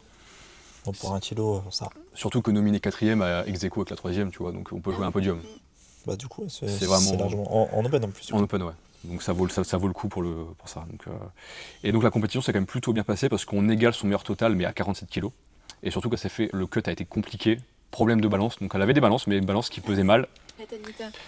Non mais il faut la Tanita parce que du coup elle avait acheté une balance pourtant 2 semaines auparavant et en fait elle arrivait à la peser avec 400 grammes en trop, je crois de mémoire. Ouais. Ça peut vite surprendre. Hein. Si vous avez l'occasion, testez vos balances, voyez l'écart entre une balance de compétition et votre balance. Notez-le, ça vous permettra de ne pas être surpris. Ouais. Parce que sinon on avait largement de marge de manœuvre pour gérer son poids, mais en fait la veille au soir, moi, elle me donnait des poids à 46 et quelques. On était presque déjà au poids la veille, et en fait il s'est trouvé que non. Donc gros défaut de la balance, et du coup elle s'est retrouvée à crachat, etc. Donc bonbons, crachat, et également courir pour monter en sudation. T'as ouvert un club de running avant la compétition. C'est ça en fait, il y avait des gens qui couraient là devant le gymnase, c'était super. Mais au final, sur les 20 athlètes, t'as quand même eu beaucoup de personnes avec des petits soucis sur les facteurs externes de la diète. Ouais. Ça montre aussi l'importance de s'y prendre le plus possible à l'avance pour être tranquille. Parce que le jour J, vous devez être stressé pour la compétition, pas pour la peser. Ouais, c'est clair. Bon après, des fois les cuts sont parfois audacieux. Des fois il y a des gens, voilà, et c'est pas... N'oubliez pas que le but c'est d'être musclé et fort. Voilà, Donc non, très content de la performance de Chloé, parce que comme je disais, du coup, elle a égalé son meilleur total, donc 350 kg en moins de 47, donc qui est un très beau total, et qui nous ouvre les portes du groupe A en moins de 47, donc c'est top. Hâte de voir ce que ça va donner, et franchement, en ce moment, elle est en forme, le deadlift se porte très bien, le bench se porte très bien, on sait qu'il y a de la marche partout, surtout, on saura mieux gérer le poids le jour J, et donc il n'y aura pas de problème à ce niveau-là. Du coup, combien de qualifs au France Open au total ? Donc si on fait un global, sans parler du coup de l'Imperium, on a 11 athlètes qualifiés pour les France Open, sans compter les 2 sub-juniors qui a été qualifiés mais qui ne peuvent pas y aller. Donc sinon normalement on aurait dû avoir 13 personnes. Donc quand même un bon nombre d'athlètes aussi aux nationaux Open. C'est ça. Plus d'athlètes aux Open que du coup aux juniors. Parce que dans ceux qui vont participer aux Open, on a quelques de nos juniors qui viennent compléter l'effectif. Donc, de toute façon, on refera un podcast pour parler des France Open. Oui, prochain podcast, je pense qu'on reviendra sur l'organisation vis-à-vis des coachs, pour préparer ce genre d'échéance, parler un petit peu de la préparation des athlètes, etc. Donc ça sera le prochain sujet, je pense. Donc voilà pour le récap Imperium qui a été assez long malgré tout. Un petit peu. On revient très rapidement sur les petites news de la fédération concernant le certificat accompagnateur pour les coachs. Donc pour ceux qui ne sont pas au courant, à compter de 2026, donc 1er janvier 2026, les accompagnants des athlètes en salle de chauffe lors des échéances nationales auront besoin d'un certificat délivré par la fédération, en tout cas pour ceux qui n'ont pas le diplôme qui leur permet d'être exemptés de ça, donc c'est-à-dire ceux qui n'ont pas de diplôme spécifique force athlétique, musculation, haltérophilie, devront avoir ce certificat du coup d'accompagnateur. Donc tous ceux qui ont un BPGF, tous ceux qui ont un CQP devront passer ce certificat, donc ce sont le cas de Léon et de Malo. Donc voilà, vous allez devoir dépenser des sous. En fait, dans le fait de dépenser 60 € tous les 2 ans, ça va. Mais c'est plutôt... Alors, je te corrige, c'est 60 € une fois, et normalement c'est 30 € le recyclage. Bon, bah ça va alors, pas de souci. Non, en fait, c'est plus dans la logique de la chose. Du coup, si je peux aborder le sujet en premier. Bon, déjà, il faut séparer un petit peu le fait de l'avoir sur les échéances donc, nationales et régionales. Pour moi, déjà, le fait d'avoir des accompagnateurs qui sont effectivement sous formation et du coup qui sont préparés à pouvoir gérer un match sur une échéance nationale, je trouve ça largement explicable. Même, c'est une bonne chose. Maintenant, le seul petit problème qu'il peut avoir, c'est qu'effectivement, même si on a une carte professionnelle, parce que même avec un CQP et un BPGEPS, on a une carte professionnelle d'éducateur sportif, bah, on doit quand même passer cette formation, et je me pose quand même quelques questions, parce que quand on passe un CQP ou un BPGEPS, on passe en fait, des examens pour prendre en charge un client en individuel en coaching et aussi un small group. Et le but de ces examens, c'est de pouvoir les prendre dans un cadre avec une belle sécurité, sans qu'il y ait de blessures, etc. Donc c'est vraiment le but de l'examen. On passe aussi les premiers secours, donc on est largement en fait, capable de prendre en charge, on va dire, un ou plusieurs individus sur du présentiel. Et là, ce qu'on nous amène, c'est une formation en e-learning, donc en distanciel, de 10 à 12 heures, qui, elle, doit justifier le fait qu'on est capable donc, de charger des plates en salle de chauffe et de donner des petits papiers. Donc forcément, ça remet un petit peu en question les formations qu'on passe, et je trouve ça pas forcément logique, et je trouve ça aussi un petit peu hypocrite, parce que est-ce que le fond est vraiment de vouloir avoir une vraie norme de sécurité en chauffe, ou est-ce que c'est pas plutôt sur un aspect enfouir un petit peu les caisses de la Fédé. Enfin, c'est la question que je me pose. Après, sur une compétition régionale, le problème que ça peut poser, c'est un petit peu l'accessibilité. C'est-à-dire qu'on est quand même un sport qui se veut accessible. C'est-à-dire que n'importe qui a un abonnement à 20 € chez la salle Orange peut faire du squat, bench, deadlift et du coup les faire au standard de compétition et se présenter le jour J d'une compétition. Ce qui est le cas pour la plupart des athlètes. Mais maintenant, du coup, ils pourront plus juste demander à leurs potes de les accompagner le jour J pour les aider parce que c'est pas très pratique en tant qu'athlète, surtout sur une première expérience, de gérer son propre match. Et maintenant, ça va se rendre beaucoup moins accessible. On sera obligé d'être accompagné par un coach, quelqu'un qui a payé cette formation ou qui a un diplôme nécessaire, ce qui court pas forcément les rues, surtout quand on débute. Donc, est-ce que ça ne créera pas forcément des problèmes d'accessibilité sur des compétitions régionales? Parce que je pense que on a tous fait notre première compétition un petit peu comme ça, avec un copain qui gérait le match. Enfin, Oui, plus ou pas, moins, pas ouais. forcément pour tout le monde, mais en tout cas, personnellement, c'était mon cas. Et donc voilà, ça peut créer aussi un petit peu ce souci-là. Parce que du coup, pour remettre un peu de contexte, je ne l'ai pas précisé au début, mais à compter de 2027, cette règle sera également officielle pour les compétitions régionales, normalement. Est-ce que ça sera vraiment applicable? En fait, là, la question qu'il faut se poser, c'est est-ce qu'en termes de logistique, en termes d'organisation, est-ce que c'est applicable? Parce qu'il faut se dire qu'il y aura du coup une personne de l'organisation rattachée certainement à la ligue lors des compétitions régionales qui devra faire une vérification des accompagnants des athlètes. Ou alors après, je ne sais pas comment ils pourraient s'organiser, mais je vois autant pour un championnat de France, ça me semble logique et facilement organisable, autant pour une compétition régionale. Déjà que dans beaucoup d'endroits, ça manque un peu d'organisation, de moyens, etc. C'est rajouter une corvée supplémentaire en fait. Ouais.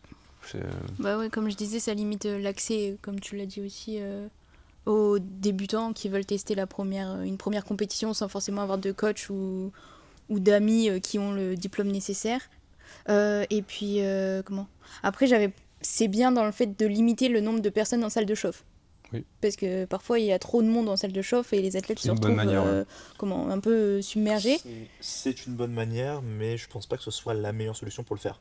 Ah non, clairement pas. Parce qu'en soi, depuis les francs juniors ou même avant, on remet uniquement un petit bracelet au niveau de la pesée, et ça a été plutôt bien fait aux francs juniors. Il y avait déjà un filtre qui était déjà très bien fait. Donc est-ce qu'on a besoin vraiment d'avoir une interdiction si drastique là pour cette raison-là? Bah non, clairement pas. Mais du coup, oui, faire plus attention même au régional à limiter le nombre de personnes en chauffe. Donc même les clubs organisateurs des comptes régionales, instaurer ce bracelet, je pense que ça aurait suffi. Mais c'est parce que la fédération n'a pas cet objectif-là, de filtrer la salle de chauffe. C'est clairement pas l'objectif. L'objectif, c'est plutôt d'apporter la fluidité au niveau de la compétition en évitant des erreurs de la part des coachs. Parce que moi j'ai pu observer que en régional c'est fréquent parce qu'effectivement quand c'est le copain qui s'occupe de l'athlète, forcément il y a souvent des erreurs au niveau des timings sur les tickets par exemple, ou sur certaines petites règles de base en fait qui sont tenues d'être appliquées. Mais sur un championnat de France par contre c'est vraiment problématique parce que ça peut jouer parfois sur la fluidité de la compétition, sur l'aspect que ça renvoie. Au championnat de France c'est tout à fait... Enfin, c'est logique, on va dire. Mais après, est-ce que, comme tu l'as dit, ceux qui ont un BPGEPS Perso, j'ai haltéro, muscu, donc on a fait des semblants de compétition d'haltéro, tout ça. Donc en soi, je suis formée à charger des barres Ouais. et à gérer la sécurité. Je Donc- pense qu'ils ont voulu simplifier le tri en se disant on prend que les diplômes spécifiques force athlétique, parce qu'en réalité c'est ça, les 3 Oui, c'est diplômes ça, qui sont oui. acceptés, c'est des diplômes qui sont vraiment spécifiques force athlétique, et tout le reste on ne prend pas. Ouais. Et oui, forcément ça exclut beaucoup de monde. Parce Mais que... oui, voilà, du coup, ça rajoute une contrainte, quoi. Excuse-moi, si je peux me permettre aussi, tu vois, on a certaines formations, parce que ça va aussi beaucoup dépendre des centres de formation, où parfois en CQP, tu passes aussi des week-ends de formation sur de la force athlétique. Ok. Donc tu vois, tu vas avoir 20-25 heures sur de la force athlétique, mais tu ne resteras tout de même pas légitime de pouvoir te présenter en salle de chauffe. Et après, il y a aussi, je trouve, une question sur la sécurité, c'est que par exemple, là on l'a vu à l'Imperium, où quand on était en chauffe, on avait 3-4 personnes pour gérer le fait qu'on soit spoté, parce que c'est pas parce qu'on est sur des montantes et des barres de chauffe qu'on ne peut pas fail une barre ou avoir un accident. Donc avoir des gens pour spotter, c'est important, et que ce ne soit pas forcément des athlètes qui prennent ce rôle-là, surtout quand on va être sur des grosses catégories, où on aura peut-être besoin de 3, 4, 5 personnes pour spotter une barre de chauffe, parce que je pense qu'à l'heure actuelle, on peut se retrouver avec des barres à 260, 270 kg au squat en salle de chauffe, et à ce moment-là, on a besoin d'être 5, et du coup, effectivement, trouver 4 personnes pour t'accompagner, qui vont être disponibles le jour J, ça va être beaucoup plus compliqué. Et du coup, on va peut-être aussi se retrouver avec des athlètes qui vont manquer pas d'accompagnement, qui vont se retrouver tout seuls en salle de chauffe, et on va peut-être aussi avoir des problèmes du coup de sécurité par rapport à ce niveau-là. Ouais, totalement. Moi, de ce que j'en ai comme avis, c'est que c'est une bonne décision vis-à-vis des championnats de France. Voilà, ça pour les championnats de France, pour moi, c'est un bon... Parce que j'ai vu trop souvent, notamment sur les championnats de France junior ou sub-junior, des fois, c'est les parents qui accompagnent leurs enfants, en fait, tout simplement, donc ils connaissent pas bien le règlement, donc c'est pas fluide, il y a plein d'erreurs qui sont commises, et c'est pas très professionnel, en fait, l'image que ça renvoie, malgré tout. Là-dessus, je suis complètement d'accord. Voilà. Après, de ce que vous dites, je suis assez d'accord. C'est-à-dire qu'à un moment donné, c'est pas des gens qui ont fait le choix de passer un diplôme pour faire un métier de coach qu'il faut qu'on force à passer ce genre d'accréditation. Voilà, moi ce que je pense, c'est que tous les gens qui ont une carte professionnelle d'éducateur sportif devraient pouvoir avoir l'accès en salle de chauffe. C'est simplement ça. Après, la question sur le régional, voilà, il y a débat, mais sur le côté national, pour moi, effectivement, c'est une bonne notion. Parce que dans les faits, honnêtement, même si moi j'ai fait une licence TAPS et que j'ai fait du coup un cursus spécifique force athlétique, j'ai pas vu beaucoup plus de choses que Léon lors de sa formation. J'ai pas eu de cours sur comment se dérouler une compétition. Donc en réalité, ce qui fait que tu sais gérer correctement lors d'une compétition, c'est la pratique, et c'est le fait effectivement de connaître le règlement, mais c'est tout. Je pense qu'il y a une grosse part aussi de pratiquer en présentiel. Voilà. Et là, on nous présente une formation qui est en distanciel. Ouais. Pour prendre en charge des athlètes en présentiel. Ça manque un peu de sens à mon avis. Ouais. Donc, ça aura le mérite de rapporter un peu d'argent à la fédération. Puis le côté recyclé tous les 2 ans. Si jamais t'as oublié comment charger la plaque, dans quel sens, on Voilà, sait jamais. C'est ça, ouais. Si jamais tu sais plus. Non, mais en vrai, je pense que c'est surtout vis-à-vis du règlement, de l'évolution du règlement, peut-être. Oui. Mais bon, c'est. À un moment donné, si t'es coach, si t'as passé des diplômes pour être coach et que du coup tu coaches en force athlétique, c'est que t'as vocation à faire ça. Surtout quand on voit le coût des diplômes. Mon diplôme n'a pas été remboursé par Pôle emploi, je payé de ma poche. Donc c'est aussi cette notion-là de me dire, faut quand même que je paye 60 €, malgré le fait que j'en ai déjà déboursé plusieurs milliers. C'est un peu relou. Ça s'entend. Mais c'est pas non plus une notion qui part d'une mauvaise intention. Faut pas cracher sur tout, attention. Juste, je pense qu'il y a des choses à remettre en question. Et ça s'est vu sous le poste de la FA Force, où il y a eu beaucoup de personnes qui sont licenciées, qui ont apporté leur avis. Et je pense simplement que ce serait bien que la FA Force prenne aussi l'avis des licenciés pour faire des meilleures décisions. Ça serait un gros sujet de vidéo, de parler un petit peu de cette relation coach, athlète et fédération, même si c'est un sujet un peu sensible. Je pense que ça serait un sujet intéressant sur lequel revenir, sans forcément être trop bien sûr. trop piquant, mais voilà. Je pense juste que la fédération peut faire des efforts sur la communication, et que les licenciés ont beaucoup de choses à apporter à la fédération elle-même, et qu'elle devrait être un peu plus ouverte à nous écouter. Ouais, ça. Après, il y a eu les élections très récemment du dernier bureau en 2024, et il y a des moments où je suis là, je regrette qu'il n'y ait pas eu d'autres listes sur des élections. Bon, après ça, non, ça on pourra en rediscuter effectivement, ouais. Mais voilà, c'est vrai que il y a une assemblée qui est prévue au France Open. Normalement, il y a une assemblée, je crois. En général, à chaque championnat de France, il y a une assemblée de prévue. Il faudra que je revérifie pour être sûr. C'est vrai que voilà, c'est toujours une question de communication. Et on veut l'écoute pour nos licenciés pour que ça se passe bien. Ça reste une notion qui est importante. Là, on a aussi eu le dernier, qui est du coup qui est déjà en place, mais sur le fait de ne pas pouvoir filmer et poster sur les réseaux maintenant en compétition nationale. Ça a rejoint un petit peu le même débat vis-à-vis de la communication, où au final, on n'a pas forcément grand-chose par rapport à ça. Du coup, puisque tu en parles, on va très rapidement aborder le sujet. Donc en fait, on vient d'apprendre aujourd'hui, aujourd'hui on vient de l'apprendre. Disons que ça a été remis un petit peu en lumière, que dans le règlement, c'était apparemment écrit que... je sais pas si c'est récent, parce que là, je sais pas trop bien. J'ai pas pris le temps de vraiment aller voir dans le règlement si c'était vraiment récent. Parce que jusqu'à il y a peu de temps, on sait très bien que globalement, la zone plateau et la salle de chauffe est réservée du coup à l'entreprise qui est en partenariat avec la fédération. Donc ça, c'est pas problématique, mais là, en fait, ce qui a été mis en lumière récemment, c'est qu'apparemment, à compter là, très prochainement, les particuliers qui sont dans le public, donc vraiment dans la zone publique, n'auraient plus le droit d'utiliser les photos et vidéos prises lors de l'événement sur leurs réseaux sociaux.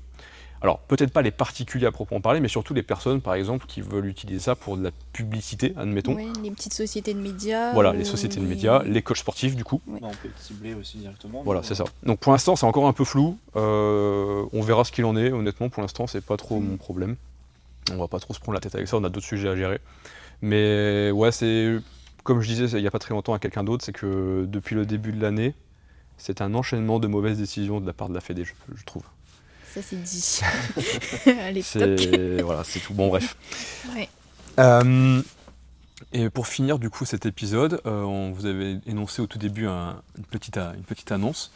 Donc j'ai le plaisir de vous annoncer que Léon Trins ici présent va rejoindre l'équipe LPC.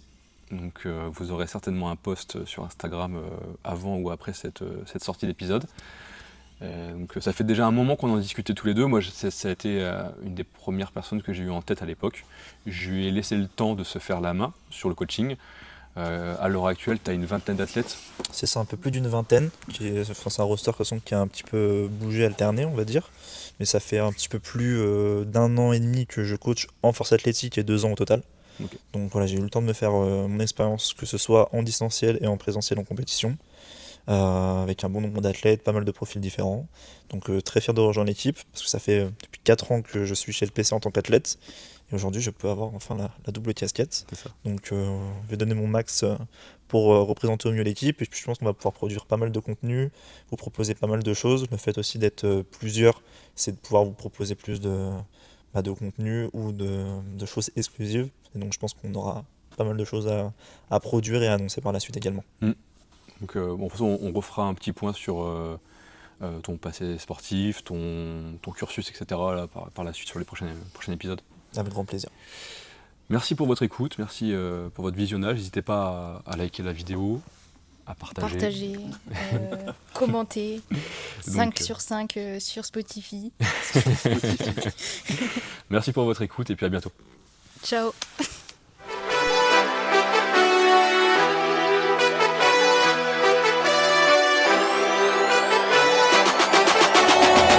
From the ground we rose, now the city knows. Lights on us, fall can't be but a soul. Fast life, no lows, highs we chose. Now we can't let them